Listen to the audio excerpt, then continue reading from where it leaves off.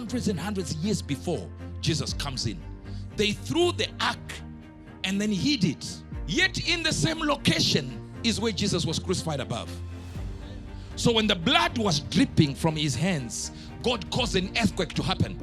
And it cracked the rock so that the blood would drip from Jesus and hit the Ark of the Covenant.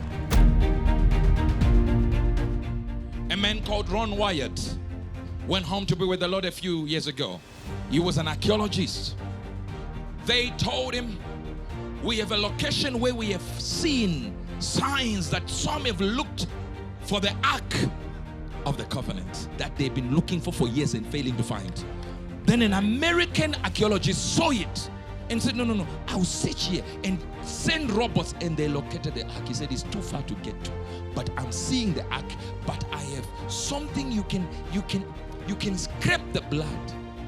Some reddish substance. He did not call it blood. It's only when he said, investigate what this is, then they realized it's the blood on top of what he has seen is the Ark of the Covenant. And they examined it. I want to show you. I think the best thing is to show you. First of all, I took the blood to the Israel laboratory. Please examine this blood. They said they would do it. He said, I want it to be there when you inspect it. He's an archaeologist. He was there. They examined it under a microscope. The technician called another there. And then they called the director there. And they looked at me and said, Mr. Wyatt, this person's blood only has 24 chromosomes. A person's blood has 46. 23 from the mother, 23 from the father. Jesus one had 24.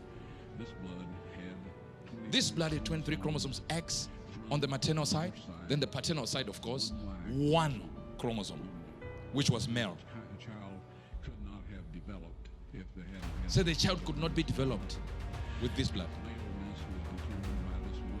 The maleness is determined by only one chromosome, which did not originate from the human male. Then they said this blood is alive. Wait this, and then they asked, whose blood is this? Look at him. He's now crying. These were Jews. He said, I said this is from your Messiah.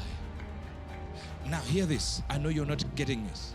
In the time of Jeremiah, when they were running away, they threw the ark somewhere. This is hundreds and hundreds of years before Jesus comes in. So imagine, years prior to this, God had already seen my son will be crucified there. So when you are running from people, you just hide the ark there. Put stones, put everything there. Lock it up. Put a seal. And Jesus comes and he gets crucified. Blood is falling down. And the blood said, the Bible says there was earthquake. To you, you think God is just wasting earthquake.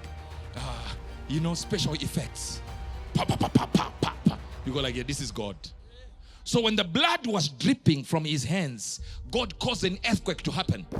And it cracked the rock so that the blood would drip from Jesus and he hit the Ark of the Covenant. Now you're not getting what I'm saying. You're not getting what I'm saying. So when you see the blood on the covenant is from goats, from sheep. But God knew Jesus is the perfect sacrifice. So when Jesus is being crucified, unbeknown to people, in the caves beneath the Golgotha is the Ark of the Covenant that they've been looking for years and failing to find.